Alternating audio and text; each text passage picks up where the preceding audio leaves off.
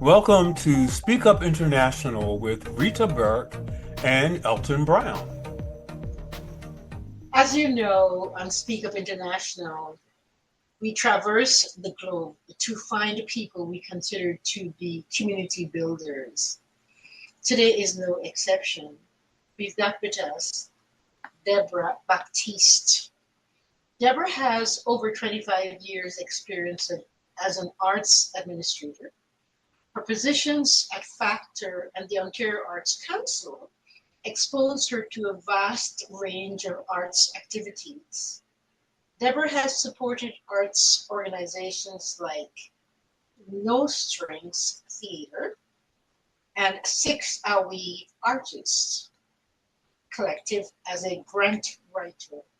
She serves as executive festival director of the Toronto International Storytellers Festival at Storytelling Toronto for 3 years.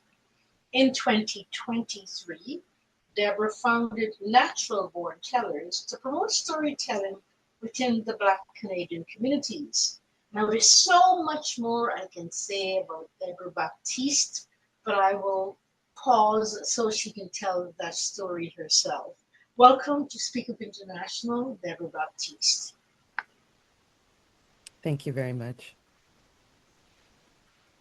It is so good to have you with us this morning, regardless of how many cups of coffee or tea that we've had this morning.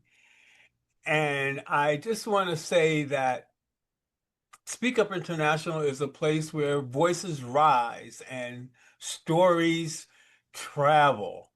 And today we're going to have Ms. Baptiste talk to us about her journey, her wisdom, her belief that storytelling remains one of our most essential roles for understanding who we are and who we are becoming. So I think a good place to start is near the beginning. So how did your own relationship with storytelling begin? And who were the voices that reshaped your early understanding of storytelling? Well, first of all, I'd like to thank you both so much for having me. I think this is a wonderful platform. I've had a chance to listen to some of your past podcasts, and it's just a gem, and a treasure to have access to all of these wonderful contributors to our community. At any time we want to, we can tune in and listen. So thank you. Thank you for the opportunity. So storytelling. Is I guess I participated in storytelling before even knowing what that really was. I think at many family gatherings, there's always an uncle or an aunt or someone who, once the food has been eaten, the music has been played, everyone's relaxed, they get into stories about how things were in the past, or, some funny thing that happened to somebody important in the family. For me, it was always my mom. After Christmas, after having the black cake, my parents weren't big drinkers, so my dad always teased her and said that the rum in the black cake had loosened her tongue. So, it's the same stories every year, but in studying storytelling, I've come to learn that that is really actually quite vital for children to hear the same stories about families, about their families over and over again, so that they can remember them, so that they actually build resilience when they learn about you know whatever story they have that's being told. There's a dilemma, there's a reason why it's being told, and there will be a resolution. But why this is important to children and families is that they learn about how their families had good times, they had bad times, and this is how they came out on the other end. Not that everything was perfect, but this is a thing that teaches that. And in each family, their culture comes into play, and the cultural uh, coloring of how they deal with life is embedded and taught to the children. So that's what I've come to learn about storytelling. I went to school to study arts administration, and after it was a co-op program at the University of Toronto, and I had the opportunity to take an internship at a storytelling organization, and then one that was sort of a big um, cultural vehicle where people could go and have many cultural events. And I spoke with a family member to try and decide which one should I go for. I had an offer from both. She said, well, the big one has a big name and it will be interesting. You'll see a lot of things. But if you take this smaller one, you will have an opportunity to really get your hands in there and really learn about the nuts and bolts of things. And I decided to go with that, and that trajectory has made a big impact on my life. It was a storytelling organization, and we were planning a fundraiser for the storytelling organization. But being there, hearing the stories, meeting the storytellers, I remember going into the office and they had the pictures of all the storytellers up on the wall. That was, you know, I got bitten by the storytelling bug and fell in love with the art form since then. So you didn't eat the black cake, and so nothing in the black cake impacted your wanting to tell stories like your mother did. No, Like this your is father said your mom did. you're gonna people are going to they're not gonna like this, but I hate black cake. That's okay. So Lots of people don't. that definitely didn't happen. No, wait a minute. Excuse me? I know, What, I what did know. you just say? I hate black cake. Oh my God. You're I allowed. mean, You're allowed. wait. Rita, should we just stop the interview I now? know I should have kept my mouth shut. You should have I said mean, it. really. Doesn't Ah, like black cake. So I guess that means that you don't like fruit cake either then, right? Oh, No. you know what? you, you're allowed. You're I'm, allowed. I'm gonna step back into the darkness, Rita, and let her do her thing. Yes. I need to know, Deborah, what are the responsibilities of an arts administrator, please? I've been asked that question many times, and the way I explain it is it's business for the arts. So an arts administrator manages the business and operational side of arts organizations, and we're sort of a crucial link between the artist, audience, and the resources to make um, cultural events and institutions function smoothly. So we handle things like budgeting, marketing, fundraising, event planning, staff management for places like museums, orchestras. There's a wide array of cultural and arts organizations where arts administrators serve. And so we're the behind the scenes organizers, and we ensure the artistic vision is met, and that it's also kept in line with the practical reality of the resources, and the legalities and audience engagement. I love the combination of words used earlier. I think that your role is extremely important, even though it is behind the scene. If you weren't there, things would unravel. So you're like the glue that's holding everything together until it reaches its next stage in the organization's life. So I do think that what you do is important, and I want to make sure that our listeners know that as well. So, what moment or experiences first made you realize that storytelling would become central to your life's work? And can you give us an example of how you use storytelling to heal a person or a community? Hmm. Oh, that's a good question. So, my beginning in the arts, I started in visual arts. And what I've come to believe after being immersed in storytelling is that storytelling is really the impetus for all art forms. It's just different ways of expressing it. So we can use words, we can use images, we can use our acting or dance. but music, of course, all of these things tell a story. They set the mood. So I started out, as I said, with visual arts, and was singing in Sunday school choirs and things like that. I've always been a fan of television and movies, had my favorites. And I went to a school where I grew up where they were really supportive of the arts. So we went to the symphony, went to the ballet, went to the museum, and we were exposed to instruments. I had the opportunity to try four different instruments before entering high school. And just, when you're a child, you're open to everything. And it was wonderful to be able to take instruments home, practice. We played in our band, I'm sure it sounded terrible, but to us, we were just as good as anyone, right? Um, and I ended up going to a School of the Arts, and then later, as I mentioned, how I got into the storytelling world. But I think for me, being able to produce events. And so I was eventually got to be the festival director for the Toronto International Storytelling Festival. We think that's the oldest storytelling festival, the second oldest storytelling festival in the world. It's been running for over 45 years. And so, yes, yes. And so my first year doing that, I got to select international storytellers to come and visit and found the venues. We have wonderful local storytellers. So I basically put on this 10-day festival. And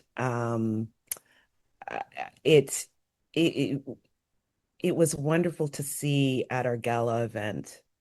Um, People getting up and dancing. One of the storytellers told a story, and he encouraged everyone to get up and dance. We had he was from the UK, and then we had a storyteller originally from Zimbabwe who played the mbira, and everybody was dancing in this. It was a former church, and now it's the 918 Bathurst. They have a lot of cultural events there. And it was just so magical to see that. Everybody let their hair down and just feel so free. Um, they'd just had their minds filled with an evening full of wonderful stories. And, letting your hair down and dancing is not something that we in Canada generally see. This was an audience of Caribbean folk or people from the diaspora. It was mainly, a very mixed audience. And that's the magic of story. I love how they bring people together. I really enjoyed that. I was blessed as you speak, Deborah. I feel as if I'm sitting at the feet of a griot, an experienced storyteller. That's how you sound. But I was very blessed, very fortunate, very privileged to be a part of that storytelling stuff that you're describing because I've attended several of the festivals that you organized. But I want you to shift a little bit and talk about Artscape Incorporated. What is that about, please? Okay, well, Artscape Incorporated is an organization that is over 30 years old. Um, It started out as sort of real estate for artists. So it was about making a place where artists could afford to live and do their work. But it has grown over that time to include arts education, real estate development. Um, it, it leverages sort of the arts and culture as a catalyst for placemaking. That's sort of their mantra. And the executive director at the time, Tim Jones, went all over the world, giving speeches about this and talking about that, the importance of the arts and communities. So, for example, in my neighborhood, the Witchwood Barns, the Artscape Witchwood Barns, is something that was erected shortly before I became involved with the organization. And they took old TTC barns and they made it a place for artists and arts organizations could come and do their work. There's living spaces there and office spaces. And the idea is that communities really benefit and thrive from having artists living in them. Some of the most famous cities and places in the city, communities within cities, have been started by artists. So Yorkville, which is very posh now, but at a time it was known for artists. And then everybody came because it was such an interesting hub.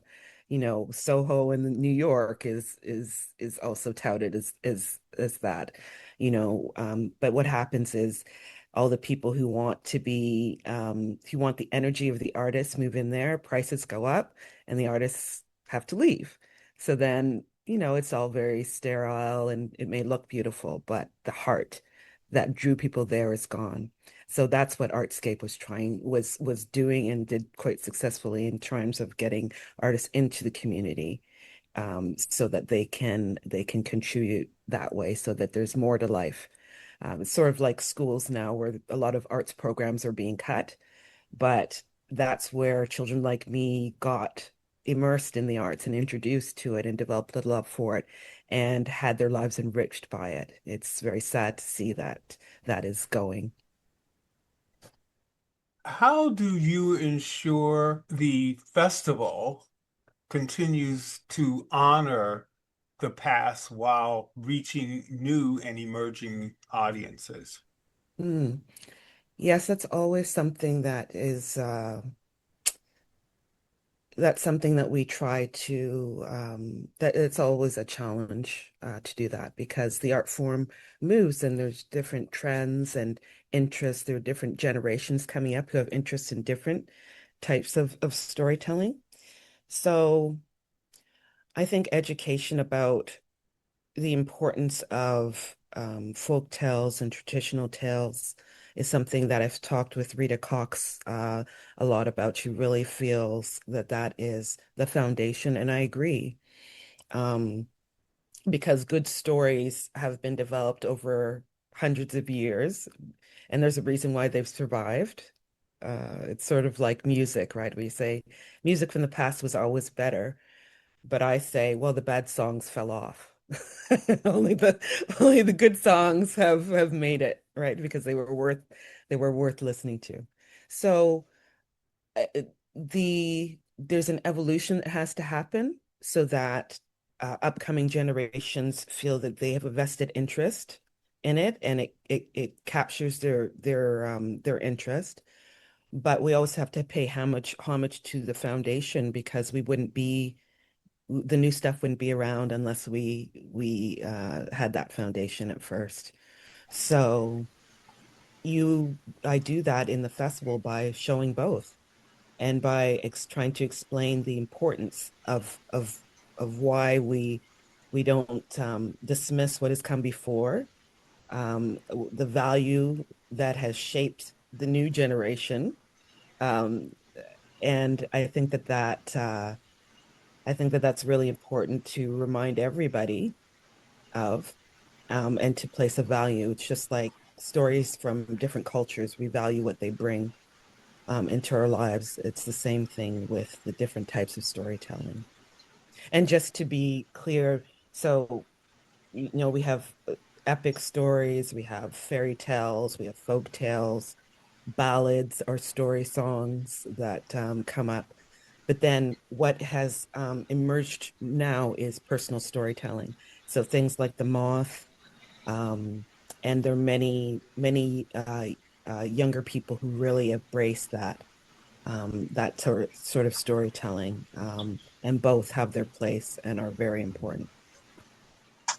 I certainly like several things that you said.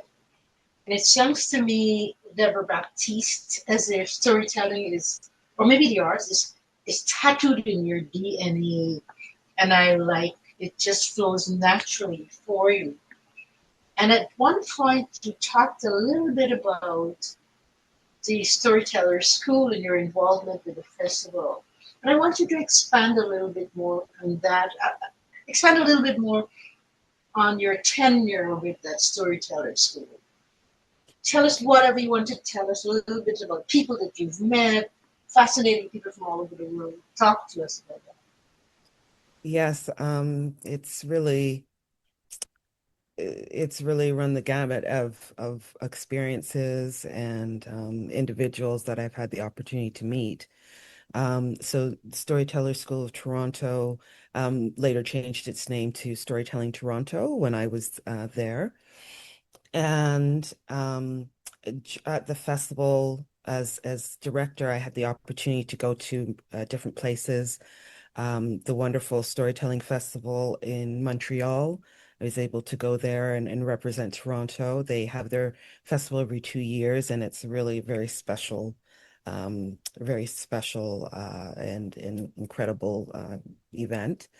I was able to go to Jonesboro, Tennessee, which has the longest storytelling festival in the world, and they have the Storytellers Institute there. It's really quite something to see. Um, and I also got to go to Festival at the Edge, which is a storytelling festival in the UK, and it was ran by Peter Chand. Um, so being able to travel internationally has been wonderful. Um, and uh, we're able to put on festivals with different themes. One of the ones that was really dear to my heart was the Seven Generation Festival, and that was one that I where I was able to really connect with Canada's Indigenous community, and that saying seven generations is that me today, I need to consider my descendants 7 generations into the future. What I do today, how will that impact them? And to act accordingly.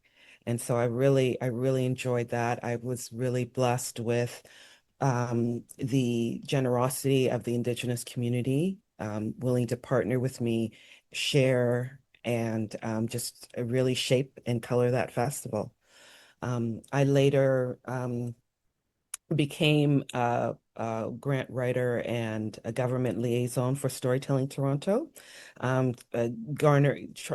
doing our best to get them on wonderful footing with their grantors, many of the arts councils, and we made a lot of really great headway and um, uh, really landmark changes during that time.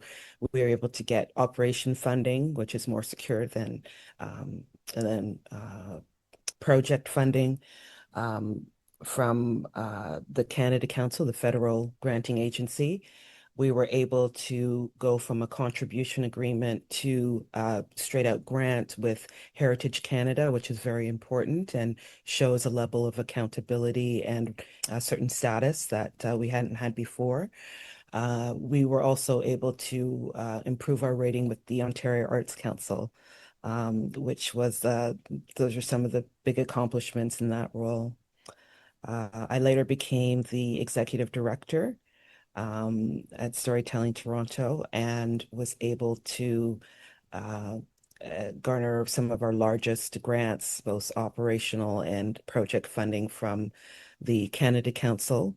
And I believe they're still enjoying some of that funding today. Um, and it was it was really exciting to be able to launch an international storytelling project through that grant called the Professional Standards for Canadian Storytellers. It's a national initiative to sort of have uh, guidelines or just a sort of way forward, a path for people who want to be professional storytellers. So we dealt with things like updating our grant or the fees schedule for storytellers and just different tasks that they could use. We also provided a number of interviews with professional storytellers that focused on different aspects of storytelling that new storytellers could use to help them as they progressed in their career as well. There was a phrase that you used, and I couldn't remember it at the time, but I do now. I know what it is now. Oh, practical reality. I thought that was a phrase I don't remember hearing those two words put together like that, but it's kind of blunt and very direct to the point. So if we have the money, then we can do this. If Yeah. not, then practical reality sets in and we're not doing that. So I really like that, and I'm going to use that with your permission, of course. You have my permission. That was excellent. You often speak about storytelling as a force. So, what examples have you seen of stories transforming people or community? So what we're doing at Natural Born Tellers, which is directed at Black Canadian communities, is developing a model for how to embrace storytelling within the community. So this past March, we had something that we've developed called a story gathering. We had one in Oshawa, and it was geared towards parents of children with special needs. A way for them to, it was a workshop, a way for them to sort of relax and be pampered a little bit. So we had a wonderful lunch, and we had a number of activities to encourage storytelling. But we also invited a storyteller from the UK, one of the finest storytellers in the world, Jan Blake, to tell a story. And so she over Zoom, we had a screen there, and she told her story, and the parents were so moved. Some of them were brought to tears, with her story. And after the event, I was cleaning up, and I was out of sight of some of the parents that were there. And we had catering from one of the best Caribbean restaurants in Durham. And and we promoted this on on the flyer. But I heard the parent saying, I came just for the food, but this was really good. And she didn't see me. She didn't know I was there. I never told her or exposed that I had overheard what they had said. But that made me that just that that that meant that we had accomplished our goal. And, my goal is to not just have that be a one-off, because that's what we had funding for at the time. That's some of the practical reality that you that you mentioned, but that we could have this on a regular basis so that the healing and the resilience can happen within our community. So in this case, they heard a masterful storyteller, give a story, and they were touched by that. But the goal is to get them telling the stories at home, at work, at community events, so that we truly get to know each other, so we truly get to understand some of the challenges that we have as a diaspora in Toronto and Canada, so that we can share the solutions that we've come up with, so that we're not reinventing the wheel. And this has to do with your question about old time stories and the new things coming up. There's things that we're encountering the same issues, the same problems. And the more I've read, the more I've seen, oh, well, it's not that we're so brilliant that we identified these problems and sought solutions. Our predecessors also did the same. And why not build upon what they've done as opposed to trying to start from scratch and getting tired before before we can really make a difference. That's our inheritance, that knowledge. So, Indeed, we're walking in lots of footsteps. And I think it's critical for us to remember that and acknowledge that. And then that event that you were talking about in Oshawa, I was one of the recipients of being there and that food and that Jen Blake storytelling. And I've been trying to get hold of Jen Blake for years to be a guest on Speak Up International. But I know she's very busy, and I'm hopeful that one day she will give us the date. She'll say yes. Yeah. She's a great But interview. So yeah. she is. So Deborah, talk to us a little bit about your time in your life when you had to say enough. Mm. Well, that is a very interesting question.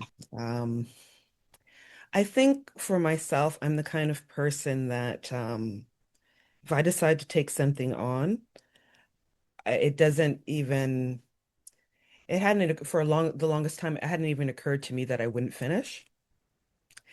And so what I found is that a lot of times my body has to do that saying for me. Uh, I think the way I've approached it is that I really consider before I take something on if I can do it. And so then if I take it on, I'm all in, right? Um, but now I'm learning to recognize the signs or the signals that indicate that even though I'm in something, it may not be for me, or it may turn into something. It may have started out as something for me, but turn into something else, or, for a variety of reasons. It's not something that I need to invest my time in. And, as the years go on, I'm more I'm more selective with how I spend my time.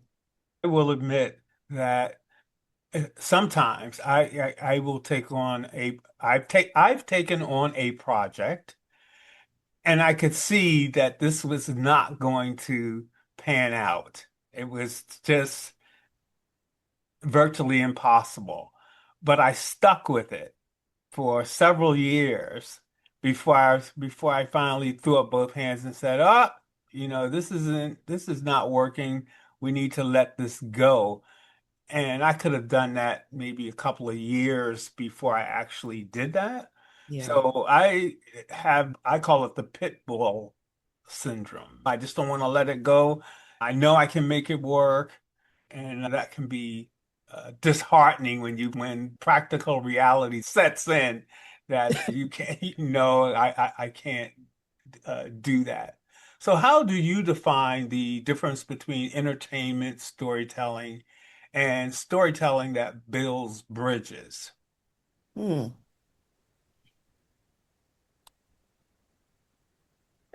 Well, I think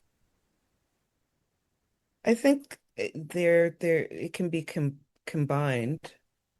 Um, I think the storytelling that builds bridges is also entertaining, but maybe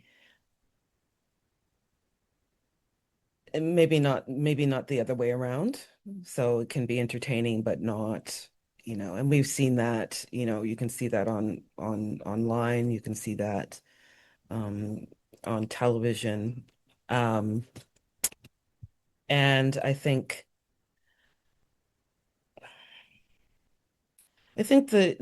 the storytelling that builds bridges has to do with intent. Um, I've taken a storytelling course recently, and um, one of the things that the person is not from Canada, but they're familiar with are the scene here in Canada and storytelling, and they said that their point is that you just tell the stories that you love. Whereas here in Canada, we tend to tell it with a lesson behind it. And they were very opposed to that. But I don't know, like if I have a theme for sure, or if I have an objective that informs the sort of stories that I would like a storyteller to tell. So I'm not quite sure I understand that. I think this person is a fantastic storyteller. So maybe that's just how they approach it. But I find that the intent behind it is not necessarily to put yourself as a wise sage, but if it's to better the community, then that can really work, where there's a science behind storytelling. So they say that when an audience is in tune with a storyteller teller who is attuned to their craft, because some people are they haven't put the work in, or they just think it's like telling a joke. It's not. Um, there's something behind it, which Rita Cox really talks about and explains quite well. If you if your service is to the story, not to yourself, um, when an audience and a storyteller are having that communication and interaction and relationship during a story, everything is in tune. Even your heartbeat becomes is timed in time in sync with one another. Um, and it's the closest thing you can get to walking a mile in another person's shoes, listening to a story. The nerve centers in the brain, the same ones are activated. It's really fascinating. So it's a great way to create empathy, something that seems to be slipping away a little bit these days. It's a great way to communicate. It's very important. Communication, the ability to communicate is the most important thing. This is the most important skill that we can give our young people, because whether or not you're talking to friend or foe, being able to articulate and to explain your circumstance, or the aspects of your circumstance that you want to share or convey based on the rules within the society that will get you what you need is essential. And storytelling, this oral literacy is the first step. It can start from very young. When you're telling your child the story and before you're reading a book, when you need to shift their attention from the candy that they can't have into, being quiet. Like these are very important and essential and overlooked skills. And I think that those bridges can be built when we learn to communicate effectively. And it's not always about the bridges are not always about we're going to be friends with each and everyone, but it's, as I said before, it's about being able um, to explain your needs, your wants, your position, to get the resources that are out there, so that your community, your family can be strong. I know it's Rita's turn, but I just want to say that Rita loves to be read to.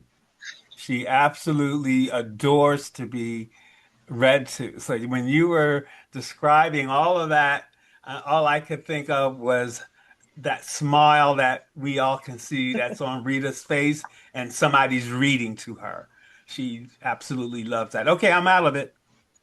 I like that. Thanks for speaking on my behalf like that, Elton. And that is so true. Because to me, you talked about empathy. When I'm listening to someone read, it's as if their soul and their heart, those two parts of their body, is connecting to mine. And you're so right. And so if the person is telling a story and it's not authentic or organic, the listeners will know that Yeah. and kind of tune up. But Deborah, here is a question that I have for you. You are a melanated woman. I don't have to tell you that, you know that. You've had to navigate your way through a world that is not necessarily created or built for your success. Am I correct? You're correct. So then, if you were talking to a group of graduating teachers, let's say they are melanated teachers as well, what three gems would you want to leave with them? What have you learned about navigating your way through a world that wasn't designed, created, crafted for a woman like you, like me, to be in a leadership role? Maybe that's a convoluted question. I hope you understand what I'm saying. I would say three things. I would say strategize, or make a strategy. With every opportunity that you have, um, the different people that you meet, have a strategy for how you're going to nurture or um, learn from them, their opportunities. You know, even even even building networks, which is sort of the second thing, um, is vital. And I'm finding that because our community lives all over, and there's not necessarily a community hub anymore, that we don't even have access to our youth. We don't have access to the people that we want to get to at all the age, um, at all age levels, to our seniors. Um, and I have some really good partners, and they're finding that too. They've been effective in trying to get involved in schools to get in touch with our youth, but there are gatekeepers, and the gatekeepers are the systems that are there. So that even if we come up with a great strategy, we want to hold the community together, the amount of work, it's like you'd have to go to all these haystacks picking out needles. We don't have the resources for that.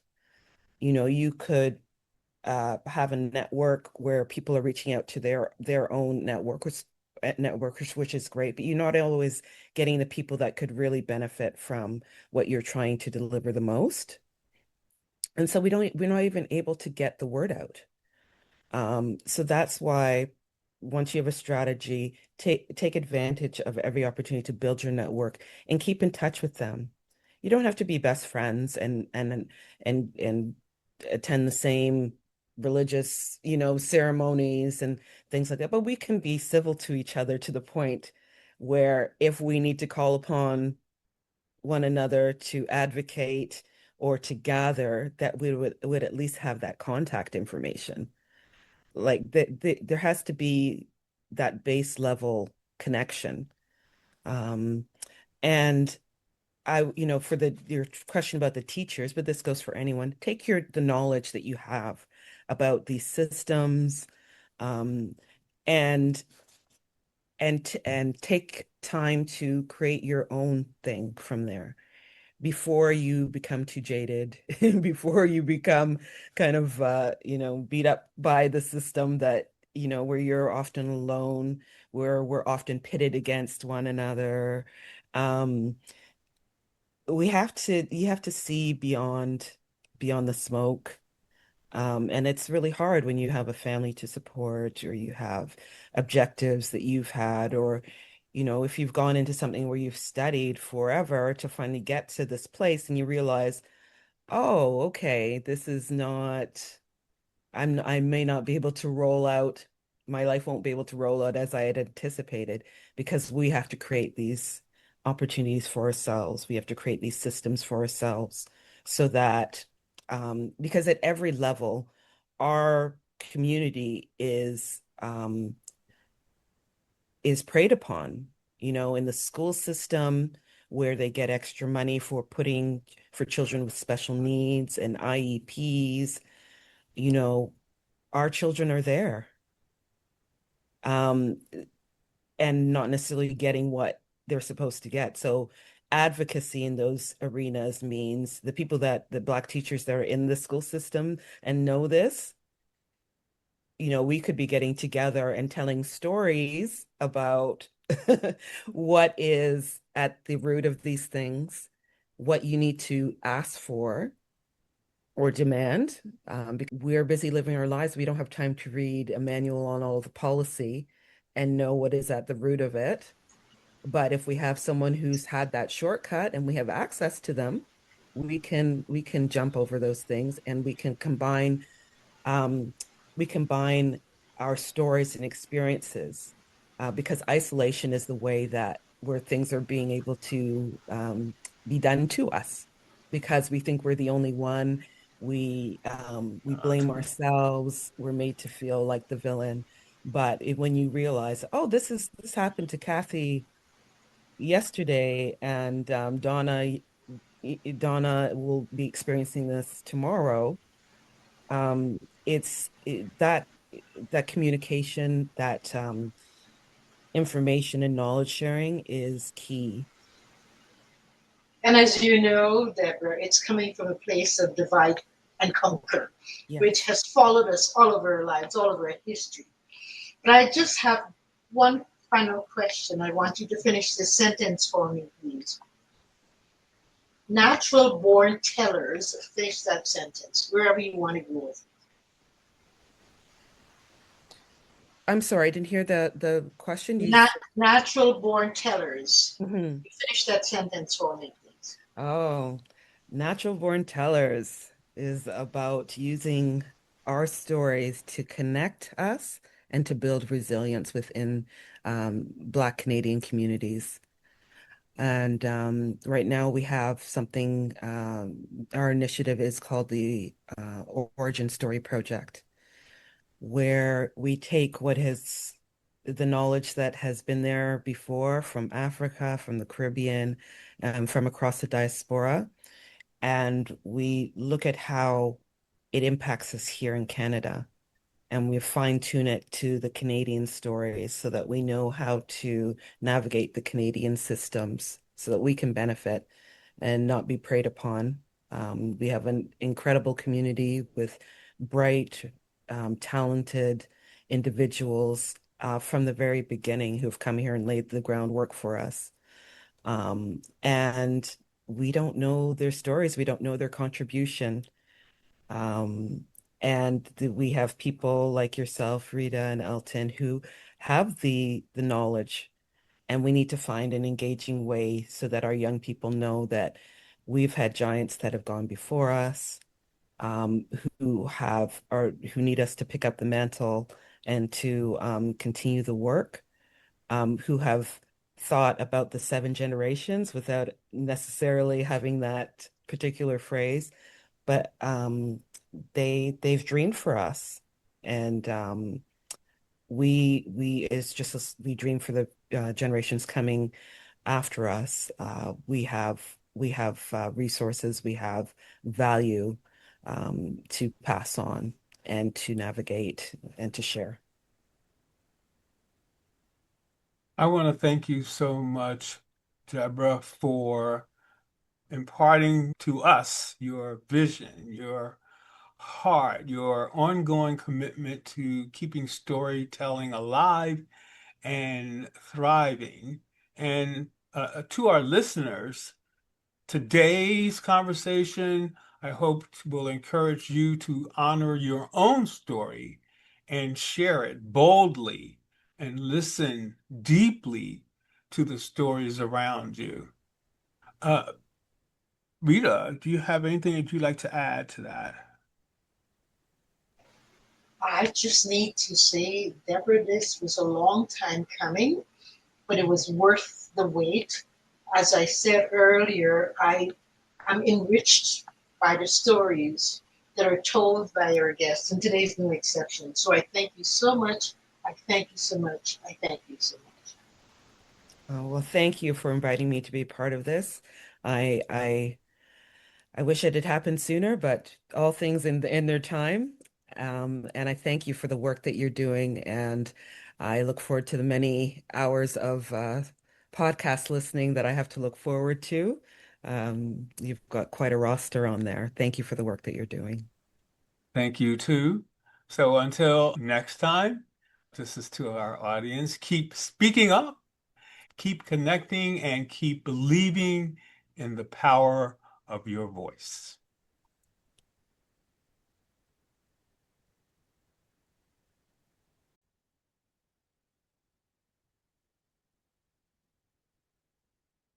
Thank you for tuning in to Speak Up Exclamation Point International.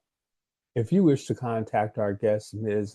Debra Baptiste, please be prepared to submit your name, your email address, and the reason why you wish to contact Ms. Baptiste at naturalborntellers.org.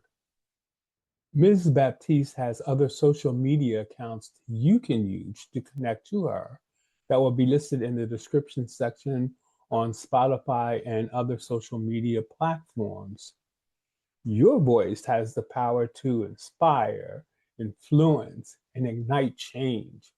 We'd love to hear your story. We invite you to connect to us by sending a message that includes your name, company name, or organization name, the valuable service you offer to your community, and your email address to info@speakuppodcast.ca. You can also find our new video podcast channel at bit.ly/speakup podcast video.